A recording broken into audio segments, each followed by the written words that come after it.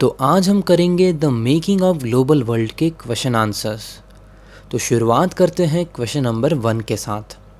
Give two examples of different types of global exchange which took place before the 17th century. Choose one example from Asia and one from America. यानी हमें ऐसे global exchange बताने हैं। Global exchange यानी जो एक देश से सामान दूसरे देश के बीच एक्सचेंज होता है उसको ग्लोबल एक्सचेंज बोलते हैं। 17th सेंचुरी के टाइम की बात हो रही है। हमें एक एग्जाम्पल लेना है एशिया का और एक लेना है अमेरिका का। अब समझो तुम्हें क्वेश्चन नहीं समझा तो क्या दिया है, अगर अच्छे से मैं समझाऊँ तो पुराने टाइम पर 17th सेंचुरी की बात हो रही है, जब पैसे वगैरह नहीं हुआ करते थे तब लोग क्या करते थे, एक देश से दूसरे देश के बीच सामान एक्सचेंज होता था पैसों की जगह। जैसे अगर एशिया इंडिया की बात करें तो इंडिया में बहुत सारे मसाले, स्पाइसेस, क्लोथ्स पाए जाते थे जो वो यूरोप भेजते थे और यूरोप में उसके बदले गोल्ड, सिल्वर ये सब आता था। वैसे ही अगर अमेरिका की बात करें तो अमेरिका में फूड डिस्कवर हुआ था बहुत सारा, पोटैटो, सोयाबीन, ग्राउंडनट्स, मतलब पूरे वर्ल्ड में पहली बार अमेरिका में ये सब पाया गया था। तो वो सब उन्होंने यूरोप भेजा और यूरोप वाले ने उसके बदले उनको गोल्ड, सिल्वर ये सब भेजा। तो समझा, यही एक्सचेंज हमें बताना है। मैंने तो तुम्हें आंसर तक बता दिया। अब देखते हैं इसे हम लिखेंगे कैसे। तो शुरुआत में आपको सेम लाइन छाप देनी है। 2 examples of different type of global exchange which took place before the 17th century, बस आर लगा दिया आगे हमने। तो पहला हमने कौन सा देखना है, एशिया का। तो एशिया में क्या था, एशिया में इंडिया, चाइना ये सब आ जाते हैं। तो देखो, Chinese potteries, textile and spices from India and South East Asia were exported to Europe. तो यूरोप में क्या एक्सपोर्ट किया जाता था, चाइनीज़ पॉटरी, इंडियन स्पाइसेस, ये सब कहाँ यूरोप में एक्सपोर्ट किया जाता था। और उसके बदले जो यूरोप वाले हैं in return precious metal, gold ये सब हमें देते थे। समझे। अब वैसे ही अगर अमेरिका की बात करें तो अमेरिका में मैंने बोला था फूड पाया जाता है, तो अमेरिका वाले फूड जैसे कि पोटैटो, सोयाबीन, ग्राउंडनट ये सब यूरोप में भेजते थे और यूरोप में उसके बदले गोल्ड आता था। बस इतना ही हमारा आंसर है। बहुत सिंपल था, मुझे पता है तुमको याद भी हो गया रहेगा। चलते हैं नेक्स्ट क्वेश्चन की तरफ। तो अब देखते हैं question number 2। Explain how the global transfer of disease in the pre modern world help in the colonisation of America.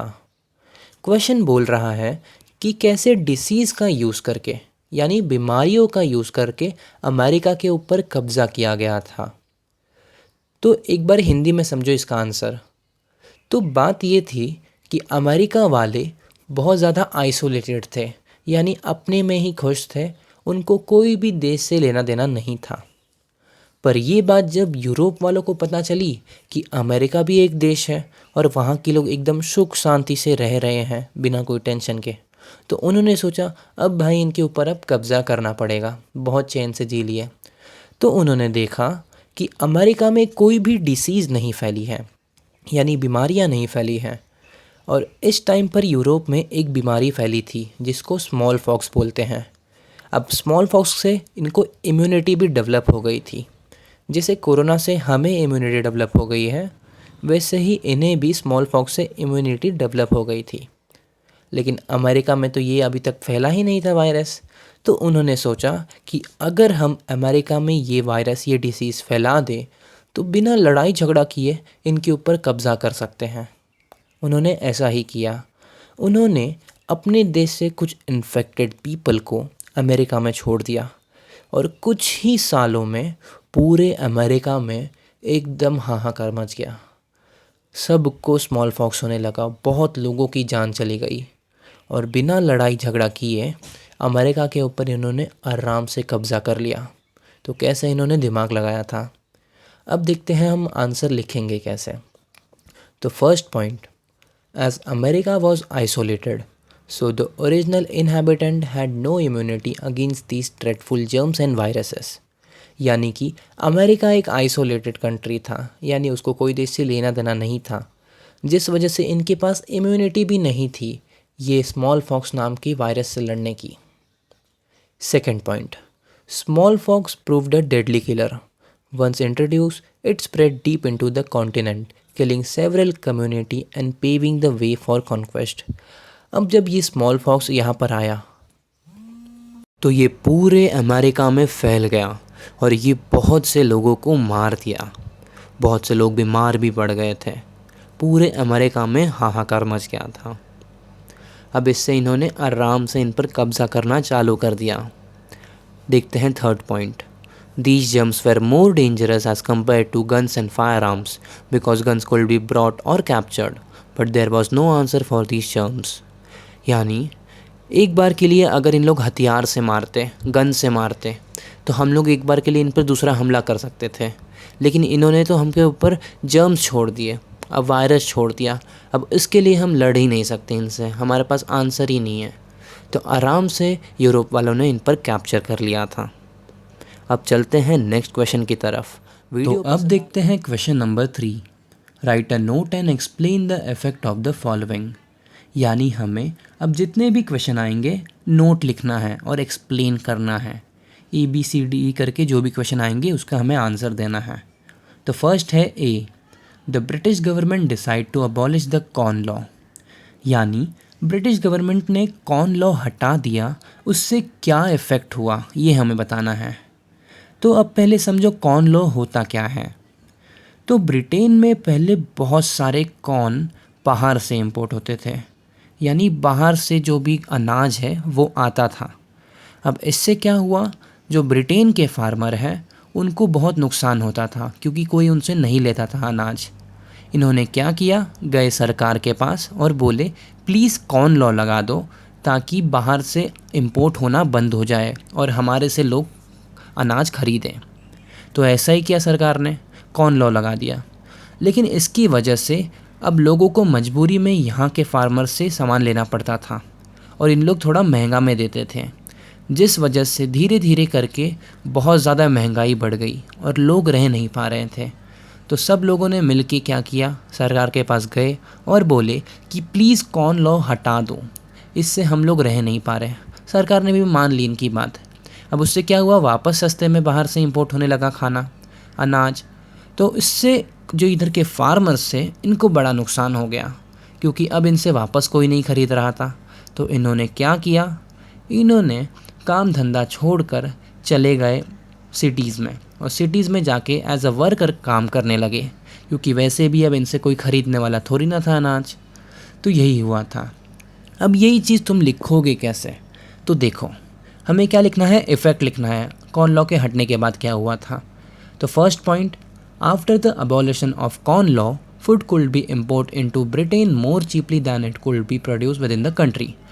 Corn law जब हट गया तब जो ब्रिटेन में फूड आ रहा था वो बहुत सस्ते में आ रहा था, जिस वजह से जो कंट्री के फार्मर है उससे कोई ले नहीं रहा था। British farmer was unable to compete with import, बाहर के लोगों से कम्पीट कर नहीं पा रहे थे यहाँ के फार्मर्स। इसकी वजह से vast areas of land were left not uncultivated and thousands of men and women were thrown out of work. अब इससे क्या हुआ, इन लोग ने अपनी जो ज़मीन थी उसको अनकल्टिवेटेड मतलब उगाना ही छोड़ दिया क्रॉप्स, क्योंकि वैसे भी कोई लेगा नहीं इनसे। अब इस वजह से क्या हुआ, थर्ड पॉइंट देखो, many countries of the world like Russia, America and Australia and some eastern Europe countries started exporting food grains to Britain which gave further setback to the local producers. तो Russia, America, Australia ये सब जगह से सस्ते में food आ रहा था Europe में, ब्रिटेन में, जिस वजह से जो फार्मर थे उन्होंने पूरी उम्मीद छोड़ दी कि अब हमारा कुछ होगा और चले गए सिटीज़ में और सिटीज़ में जाके काम करने लगे। तो यही था 3 पॉइंट। अब चलते हैं नेक्स्ट क्वेश्चन की तरफ। अब देखते हैं B, the coming of rinderpest to Africa. यानी रेंडर पेस्ट के आने से अफ्रीका में क्या हुआ। रेंडर पेस्ट यानी कि कैटल्स, जानवरों से फैलने वाली बीमारी। अब बात क्या थी, ध्यान से समझो। देखो अफ्रीका जो है वहाँ बहुत ज़्यादा रिसोर्स पाए जाते हैं और जब ये बात यूरोप वालों को पता चली तो उन्होंने क्या किया, अपनी फैक्ट्रीज़ अफ्रीका में लगा दी। लेकिन उन्हें लेबर्स की ज़रूरत थी और अफ्रीका वाले कोई भी लेबर करने के लिए तैयार नहीं था, क्योंकि अफ्रीका ऐसा देश था जहाँ फार्मिंग और कैटल से ही पूरा घर चलता था। लगभग हर एक घर में एक गाय भैंस और खेती होती थी, तो उनके पास खाने पीने रहने के लिए सब था, इसलिए कोई भी लेबर वर्क नहीं करता था। तो इन्होंने दिमाग लगाया और अपने देश से इन्फेक्टेड कैटल्स यानी इन्फेक्टेड गाय भैंस को लाके अफ्रीका में छोड़ दिया। अब इसको ही रेंडर पेस्ट बोलते हैं। और जैसे ही यहाँ पर आए infected kettles, 90% of the African kettles मर गए।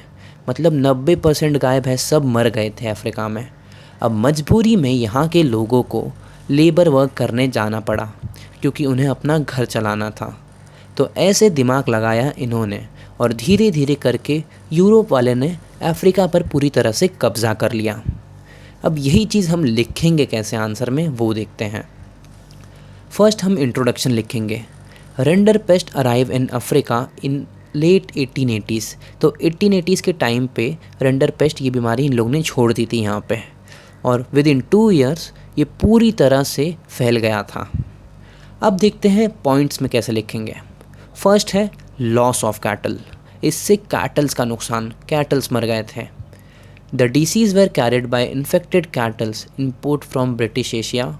अब ये सब कौन कैरी करता था, ये जो डिसीज़ था?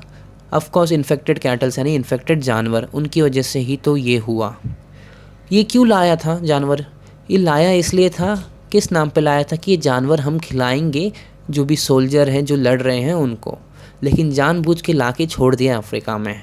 और the render paste kill about 90% of the cattle. तो 90% कैटल यहाँ की ख़त्म कर दी थी। Second point, loss of livelihood. As cattle was the main wealth of the people, so the loss of cattle destroyed the African livelihood. अब livelihood destroy हो गया, यानी अब जो चीज़ से रह रहे थे वही चीज़ नहीं बची। उन लोग पूरी तरह से डिपेंडेंट थे कैटल पे, लेकिन कैटल को ही मार दिया था इन लोग ने। तीसरा point, African into labour market, यानी कि अफ्रीकन को मजबूरी में लेबर का काम करना पड़ा। क्यों? क्योंकि देखो, अब गाय भैंस तो बचे नहीं थी कि जिसके ऊपर इन लोग डिपेंड हो पाए, तो इसलिए इनको लेबर वर्क करना पड़ा। Colonial government now successfully monopolized what scarce cattle resource remained to strengthen their power and to force the African into the labor market. तो colonial government यानी कि ऑफकोर्स यूरोपियन वालों ने सक्सेसफुली जो उनको काम था उन्होंने कर दिया, और मजबूरी में इनको लाके पटक दिया लेबर मार्केट में, यानी कि अफ्रीकन से अब लेबर वर्क कराने लगे। अब लास्ट पॉइंट देखो, as a result European were able to colonise Africa easily. और इसी तरह आराम से यूरोपियंस ने अफ्रीका पर कब्ज़ा कर लिया। तो क्या दिमाग लगाया था। चलते हैं नेक्स्ट क्वेश्चन की तरफ। तो अब देखते हैं C, the death of man of working ages in Europe because of the world war. यानी क्वेश्चन का मतलब है कि वर्ल्ड वॉर के टाइम पर जो वर्किंग एज थी उनकी डेथ हो गई थी, और उससे क्या हुआ। अब एक बात बताओ, वर्किंग एज, अब वर्ल्ड वॉर हो रही है तो वहाँ 10 साल का बच्चा लड़ने जाएगा या 50 साल का बुढ़ा? तुम बोलोगे क्या बोल रहा है भाई, 20-25 साल के जवान लोग जाएंगे। हाँ, तो यही मैं बोल रहा हूँ। वर्किंग एज यानी 20-25 साल के जवान लोग जब मर गए थे बहुत सारे वर्ल्ड वॉर में, तो उससे क्या हुआ ये हमें पूछा है। तो आंसर देखो, most of the killed and injure were man of working age. बहुत सारे जो लोग मरे थे वो थे आदमी वर्किंग एज यानी 20-25 साल के। These death and injury reduce the work force in Europe. अब इसकी वजह से यूरोप में पॉपुलेशन कम हो गई, वर्क फोर्स कम हो गया। With fever number with in the family the house hold income decline after the war. अब आदमी ही था कमाने वाला घर में, अब आदमी ही नहीं रहा तो घर की जो कमाई थी वो भी ना के बराबर हो गई। समझे? अब दूसरा पॉइंट देखो, due to the death of young man in the world war the woman came out to work and they improve their position in society. अब देखो, जब घर का आदमी मर गया तो घर को औरत को मजबूरी में बाहर निकल के काम करना पड़ा, जिस वजह से उनकी सोसाइटी में पोजीशन भी इम्प्रूव हुई और घर को उन्होंने संभाला बाद में। तो ये था क्वेश्चन नंबर सी। अब चलते हैं नेक्स्ट क्वेश्चन की तरफ। वीडियो पसंद आई तो वीडियो को लाइक और चैनल को सब्सक्राइब ज़रूर से कर देना। अब देखते हैं D, the great depression on the Indian economy. यानी कि जो डिप्रेशन का टाइम था इंडियन इकोनॉमी पे, वो क्या था हमें एक्सप्लेन करना है। तो यार बात ये थी कि जब वर्ल्ड वॉर चालू हुआ था तब इंडिया में बहुत सारे जो भी फार्मर थे बहुत ज़्यादा अनाज एक्सपोर्ट कर रहे थे बाहर के देशों में। क्योंकि इनको ज़रूरत थी बाहर के देशों को अनाज की। लेकिन जैसे ही वर्ल्ड वॉर ख़त्म हुआ, सब लोग अपने काम पर वापस चले गए, तो अब कोई इनका अनाज नहीं ले रहा था, जिस वजह से ये डिप्रेशन का मूवमेंट स्टार्ट हुआ। क्योंकि फार्मर बहुत ज़्यादा लॉस में चले गए, उनको बहुत सारा जो भी ग्रेन्स था सस्ते में बेचना पड़ा, और बहुत लोग तो ले भी नहीं रहे थे, जिस वजह से पूरा लॉस में जा रहे थे वो। और यही वो टाइम था जब ब्रिटिश लोग ने हमारे ऊपर टैक्स और ज़्यादा बढ़ा दिया, कम नहीं किया। इसलिए इंडिया डिप्रेशन में चले गया था इस टाइम पे। अब देखते हैं इसका आंसर हम कैसे लिखेंगे। The depression immediately affect Indian trade. India export and import nearly half between 1928 and 1934। अब देखो डिप्रेशन की वजह से हुआ क्या। डिप्रेशन की वजह से जो भी इंडिया है उसका ट्रेड एकदम आधा हो गया था, एक्सपोर्ट इंपोर्ट बंद हो गया था। The fall in prices have deeply impact on the poor farmers. Price गिरने की वजह से जो भी फार्मर थे वो बहुत ज़्यादा इफेक्ट हो चुके थे। Indian farmer were not able to export their grains like earlier, resulting in revenue loss. यानी कि जैसे पहले इन लोग एक्सपोर्ट करते थे फार्मर लोग बहुत ज़्यादा अनाज, अब उतना एक्सपोर्ट कर ही नहीं पा रहे थे, जिस वजह से उनको बहुत ज़्यादा लॉस देखना पड़ा। Yet the British government did not decrease taxes, this lead to massive unrest in India. ये सब के बावजूद भी ब्रिटिश वालों ने हम पर दया नहीं की और टैक्स हम पे कम बिल्कुल नहीं किया, जिस वजह से इंडिया की स्टेटस, इंडिया का सिचुएशन एकदम बुरा चल रहा था। समझे? अब चलते हैं नेक्स्ट क्वेश्चन की तरफ। अब देखते हैं E, the decision of MNC to relocate production to Asian countries. MNC यानी मल्टीनेशनल कंपनी। तो ये लोग पहले अपने देश में बनाते थे सारा सामान और बाहर एक्सपोर्ट करते थे दूसरे देशों में, लेकिन इन्होंने एशियन कंट्रीज़ में जाके सामान क्यों बनाने लगे, ये हमें पूछा है क्वेश्चन में। तो देखते हैं इसका आंसर। तो पहले कुछ चीज़ समझ लो। तो पहले क्या था ना, जो एमएनसी थी वो अपने देश में सामान बनाती थी, तो देखते थे उन लोग कि यार ज़्यादा पैसा बच नहीं रहा है हमारे पास, तो इन्होंने सोचा कि अगर हम एशियन कंट्रीज़ में जाकर अपनी कंपनी सेटअप करें और वहाँ सामान बनाएं तो यहाँ हमारा ही फ़ायदा होगा। क्योंकि एशियन कंट्रीज़ जो भी थी जैसे चाइना, इंडिया, यहाँ पर लेबर वर्क, रॉ मटेरियल सब सस्ते में मिल रहा था, जिससे इनको ज़्यादा प्रॉफिट हो रहा था और यहाँ पर बहुत बड़ा मार्केट भी था।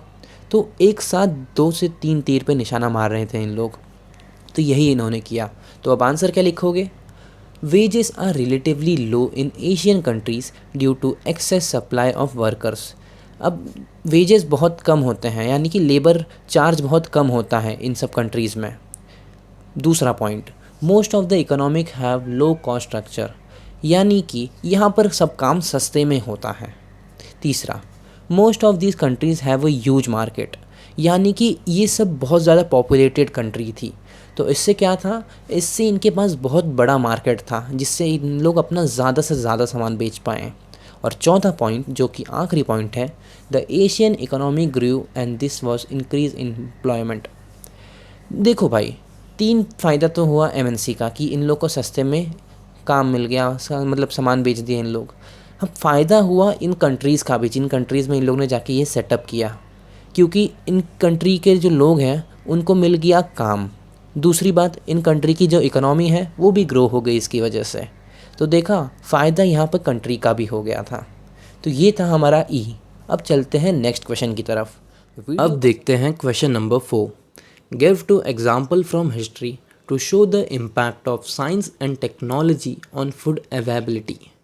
तो क्वेश्चन क्या बोल रहा है कि टेक्नोलॉजी के आने से फूड यानी जो अनाज है उस पर क्या इम्पैक्ट हुआ, और ये हमें 2 एग्जाम्पल्स के साथ बताना है। तो पहले क्या होता था कि जो फूड है वो एक जगह से दूसरी जगह ले जाने में बहुत ज़्यादा पैसा लगता था, लेकिन टेक्नोलॉजी के आने से कुछ तो चेंज हुआ रहेगा, वही हमें लिखना है। तो first, availability of cheap food in different markets, यानी कि अब सस्ते में फूड मिलने लगा था। अब ऐसा क्यों? क्योंकि improvement in transport, faster railways, lighter wagons and large ship help move food from more cheaply and quickly from the far away farms to the final market. थोड़ा सा बड़ा है लेकिन बहुत ईजी है। देखो, जैसे कि faster railways, lighter wagons, ships आने लगे, तब इन लोगों ने क्या किया, जो एक जगह से दूसरी जगह फूड ले जाने का कॉस्ट है उसको कम कर दिया, क्योंकि फट फट फट फट एकदम सब पहुंच जा रहा था फूड एक जगह से दूसरी जगह, जिस वजह से जो फूड का रेट था वो एकदम सस्ता हो गया था। Second point, impact on meat, यानी कि नॉन वेज पर क्या इम्पैक्ट हुआ। तो देखो, till the 1870s meat from America was shipped to Europe in the form of live animals. 1870s तक जो अमेरिका है वो यूरोप में भेजता था मीट, लेकिन मीट कैसे भेजता था, जिंदा जानवर के फॉर्म में, यानी एक जगह से दूसरी जगह ले जाने के लिए जिंदा जानवर को जाना पड़ता था। अब बताओ, जिंदा जानवर ले जाने से क्या होगा, जो शिप में जगह है वो बहुत ज़्यादा हो जाएगी, but live animal took up a lot of ship space, बहुत ज़्यादा जगह ले लेंगे। अब जब इन्वेंशन हुआ रेफ्रिजरेटेड शिप्स का, तो इसने बहुत आसान कर दिया मीट को ले जाना, क्योंकि अब देखो, पहले ज़िंदा जानवर को ले जाना पड़ता था, काट के ले जाएंगे तो जानवर सड़ जाएंगे, लेकिन अब काट के ले जा सकते थे क्योंकि फ्रिज में डाल देंगे इन लोग, रेफ्रिजरेटेड शिप्स आने लगे थे। तो इस वजह से क्या हुआ, मीट को भी सस्ते में मिलने लगा। देखो, this reduces shipping cost and lower meat prices in Europe. अब इस वजह से सस्ते में मीट मिलने लगा लोगों को। और एक और फ़ायदा हो गया, the poor in Europe could now consume a more varied diet, यानी कि अब गरीब लोग भी मीट को ले सकते थे क्योंकि थोड़ा रेट उसका सस्ता हो गया था। समझे? तो यही था ये क्वेश्चन। अब चलते हैं नेक्स्ट क्वेश्चन की तरफ। अब देखते हैं question number 5, what is meant by the Bretton Woods agreement, यानी कि ब्रेटन वुड एग्रीमेंट था क्या। तो बात ये है कि वर्ल्ड वॉर जब ख़त्म हुआ तो सारी कंट्रीज़ को बहुत ज़्यादा नुकसान हुआ था, और इस लॉस को कवर करने के लिए सारी कंट्रीज़ अमेरिका में एक ब्रेटन वुड नाम की जगह पे मिली और सब ने मिलकर एक एग्रीमेंट साइन किया जिसका नाम था ब्रेटन वुड्स एग्रीमेंट। इसका मेन एम ये था कि सारी कंट्रीज़ में इकोनॉमिक स्टेबिलिटी लाई जाए, यानी जो वॉर से नुकसान हुआ है वो कवर किया जाए। अब इसके लिए उन्होंने 2 चीज़ें की थी, एक तो IMF बनाया था और एक वर्ल्ड बैंक, वो सब हम आंसर में देखेंगे। तो आंसर शुरू करते हैं। कैसे लिखोगे, the Bretton Woods agreement was signed in July 1994 in USA, यानी कि ब्रेटन वुड एग्रीमेंट को 1994 में USA में बनाया गया था। ठीक है, अब आगे देखो, the Brayton would conference establish the following institution. 2 चीज़ें लाई थी मैंने बोला, अब क्या क्या थी, एक था IMF यानी इंटरनेशनल मॉनेटरी फंड। इसका एम क्या था, it aim was to deal with external surplus and deficit of its members nation, यानी कि इनका मेन एम इतना सा था कि इन्हें पॉवर्टी यानी कि गरीबी ख़त्म करनी थी देश से, ठीक है, और इकोनॉमिक स्टेबिलिटी लानी थी देश में। और दूसरा वर्ल्ड बैंक क्यों बनाया था इन लोगों ने, क्योंकि the international bank for reconstruction and development was set up to finance post war reconstruction, यानी कि इन्होंने बैंक इसलिए बनाया ताकि जो भी कंट्री जितना भी उनको नुकसान हुआ है वो लोन लेकर वो नुकसान पहले भर दे, उसके बाद इनको रीपे कर देंगे लोन, और इन लोग ने कम रेट में दिया था लोन, कम इंटरेस्ट पे। समझे? अब तीसरा पॉइंट ये है कि इनका मेन एम इतना सा था, the main aim of the post war international economic system was to preserve economic stability, यानी कि इकोनॉमिक स्टेबिलिटी बनी रहे, कोई भी देश एकदम ख़त्म ना हो जाए, इसलिए इन्होंने ये एग्रीमेंट बनाया और ये दोनों चीज़ें लाई थी। समझे? और इसी के साथ पूरा चैप्टर हमारा यहाँ पर ख़त्म होता है। वीडियो पसंद आई तो वीडियो को लाइक और चैनल को सब्सक्राइब ज़रूर से कर देना। मिलते हैं कोई नेक्स्ट वीडियो में। Bye bye.